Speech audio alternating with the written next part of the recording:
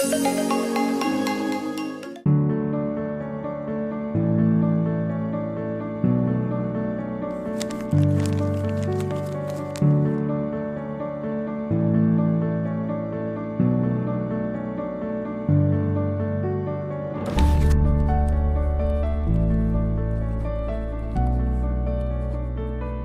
部的人早期都是经济很不好，所以我上大学的时候就选择了中央警察大学，因为它是公费，不用花钱的。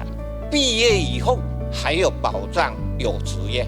我4年里面都无忧无虑，不愁钱也不愁吃，因为这样都没有去思考我个人到底适合不适合干警察。结果呢，一毕业以后到这警察机关去，果不其然，1年以后，我自己都发觉我不适合干警察，因为我个人的本质特性很容易相信别人。歹徒会说真话吗？当然不会。所以这个变成我当警察的一个很大的罩门。所以我的内心里面就告诉我，这个警察工作不是你干的，但是你要转到哪里呀？所以你要想经过了这样的一个探索以后，我终于找到一个比较容易可以转的人事行政的工作。那你说容易吗？其实也不容易。第一个，你要通过人事高考啊，还是要有这一个资格才可以啊。第二个，因为我既然要做了，所以我就又考上了政大的公行所，因为这样子才能够跟在人事的这个工作里面可以抬起头来。他看到你的学经历是怎么样，他那个眼色就不一样我高考是在72年就考上了，然后考上政大也是在那个几年，就是这样一鼓作气把它做出来。76年我如愿的转到行政院人事行政局，它是人事行政的主管机关，就是全国最高的人事机关。所以在那边你真的可以学习到很多啦。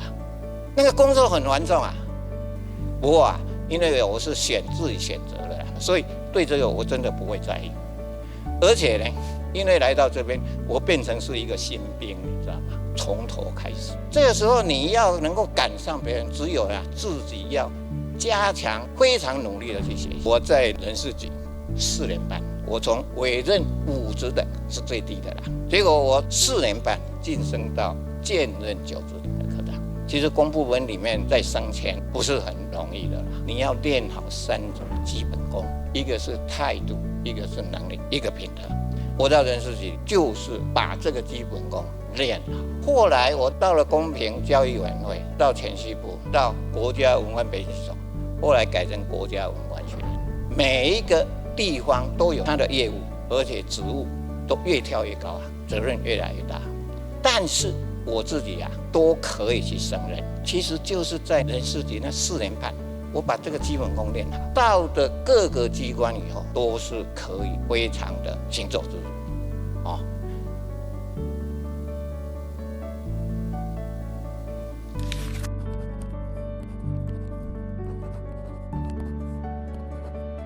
结构技师在谈建筑安全因为很多人会问我说：“戴元发，你是结构技师，结构技师大家知道的话是很难考的那为什么做到40岁的时候突然跑来绑钢筋这个就是我绑的钢筋了怎么突然跑来绑钢筋？突然去推动建筑安全品质？混凝土里面的东西没有人要看的那其实我的想法就是说，因为我本业从小做工，我懂做工的概念。后来我念书。我也念到台大土木那我这些专业我又懂的时候，我就发现，事实上用专业从设计到施工把它做好的话，真正可以把建筑安全做得非常好，大家可以完全不用担心地震。我40岁生日的时候就有点不自量力我觉得说我做得到，只是说不知道这么辛苦因为这条路比我想象中的难上不止10倍，可能难上30-40倍。其实台湾有地震，安全很重要。那真正的安全是要把设计跟施工都要同时做到。我花了我的20年的真的是青春岁月起码是6旬老翁我也做到一些进度了不能说我推动成功了。适当的讲是说，我们把一个滚轮放在地上，物理学叫做要把它推动它的时候，最难的时候是静止的时候，叫做静摩擦力。我只能跟大家分享说，我已经克服了静摩擦力。2022年，台湾建筑业建筑技术规则实施满50年，所以出版了一个台湾建筑50的建筑历史。我很高兴的，就是说我在推动的 AlphaSafe 工法跟建筑安全履历，跟我戴云发在产业推动建筑改革3件事情被写在历史上。在建筑历史上，这个建筑历史写的台湾品质不好的原因，是因为第一，钢筋剪断之后，钢筋工法太繁复不好绑；第二，缺工，工人难以管理训练。他建议了2大解决方案，我看到我都真的快流下眼泪。为什么？他把我写在建筑历史上，已经是不可思议的事情了。这40-50个写建筑历史的前辈建议的2个解决方案是什么？你知道吗？AlphaSafe工法跟建筑安全履历，这2个是我生的2个儿子啊，各位，真的。所以我努力了这么多年，终于获得第1次肯定啊。那跟着第2年，我发明了这种绑钢筋的方式，获得了国家发明金奖，是建筑产业的第1个。我想这也是我觉得很开心的一件事情。钢筋剪断绑铁线要做好不容易，那我就概念就是把任何工地、建筑房子会裂、会漏水、难施工、地震来会爆掉的每一个地方，我都做成一根到底的回纹针，所以各式各样的形状都是量身打造。那产业目前只有1个人做，就是戴云发。我用各式各样的方法把建筑业的问题解决。这个工法绝对不是豪宅只能用的。我是把它推成希望任何建筑业的每一个案子都要把它当标配，所以说让以后的每个消费者都很轻松的买得到这种房子。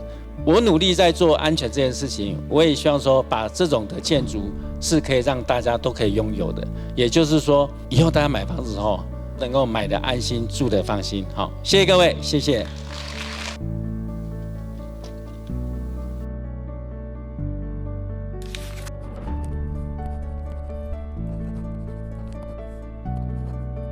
在 COVID 来袭的时候，学校的这个教学要转成线上，在淡江几乎是无缝接轨。我们2个礼拜之内，所谓的点名啊，什么什么这资料建好了之后啊，老师、学生都可以就位，所以整个就感受到这个数位的一个威力。少子化、极高龄化社会，对不对 ？AI 也来了，是不是？通通一起而来，那我们有招式吗？有的啦啊！这个只要有人去想啊，只要能做啊 ，AI 发展是非常的快速的。第1名当然是 ChatGPT， 大家都很熟悉的。其实今天的社会呢，你可以马上就感觉到了，这些 AI 的工具会是你的帮手。好，那这样的情况之下，我们面临极高龄社会，我们当然要善用这样的 AI 工具跟辅助嘛，来帮我们在这个社会的时候呢，能够把事情处理得更好。所以我们这边就 propose 就是长者的一个时代，我们怎么样让他自己壮起来？靠着这个 AI 的辅助嘛，我们把这个所谓的健康的时代实现加长、幸福加倍这个就是可以透过 AI 的辅助把这件事做得更好你有帮手在这个地方，学这个东西会很难吗？不用担心，我们可以一起来努力这个学会这边会跟前华跟商鼎这边一起来努力让大家可以在这个环境上面，在这个平台上面来一起来做学习。希望大家今天在这个地方我们一直这个庆祝50周年的也希望后续的50年更为精彩。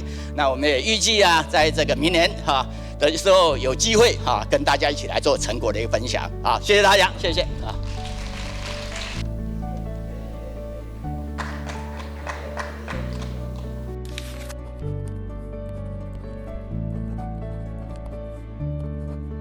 其实我在做夜市的时候我很难受，因为我爸爸一直都是创业的人，他曾经事业成功的时候股票要上市呢，那失败也一无所有所以那个时候我进入到夜市人生，我其实心情非常的不好，因为以前我还是千金小姐的时候，我觉得夜市是社会的最底层。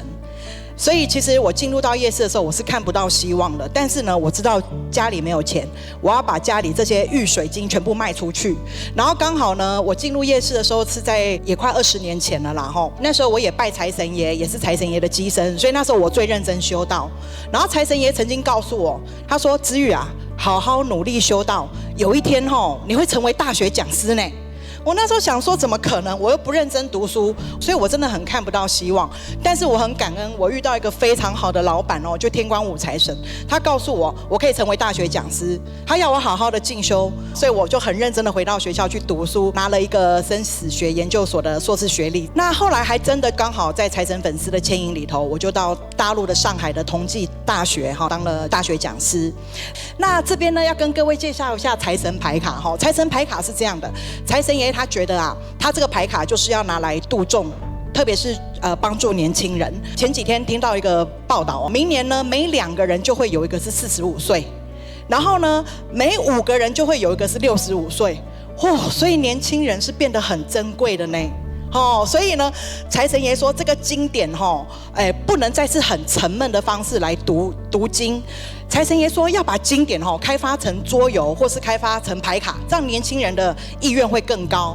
但实际上也帮助不只是年轻人就像报章杂志里头有说到，根据人口结构的目前状况以后来到我们7年级都不用退休了，就是活到老做到老。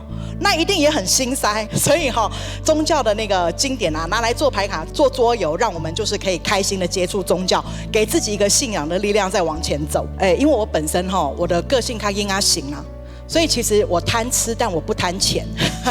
所以其实我们也因为这么多年一个很真性情的服务，其实我们也累积了半个地球的财神粉丝。然后而且我本身在大学做教育，其实我们已经把宗教、把财神爷的所教会给我们的东西变成是心理学、是哲学，完全不会怪力乱神。谢谢各位，谢谢千华给我机会，谢谢。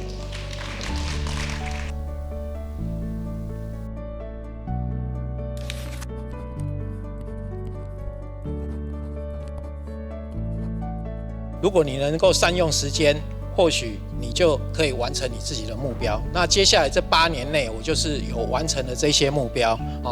那首先我先介绍一下，我叫魏家宏，今年大概51岁，目前任职于长荣航太飞机维修的工作，负责飞机的评检作业。因为我们在工作就是一个时期，你如果没有事的话，你就会休长假。那时候长假有10天，我就不晓得要干嘛。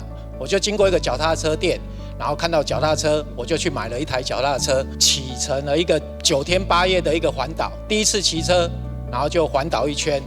环岛完之后，对脚踏车就会有兴趣。那接下来我骑完脚踏车之后，我就会想说，脚踏车有什么可以做挑战的？人家就跟我讲西进武岭，还有双塔。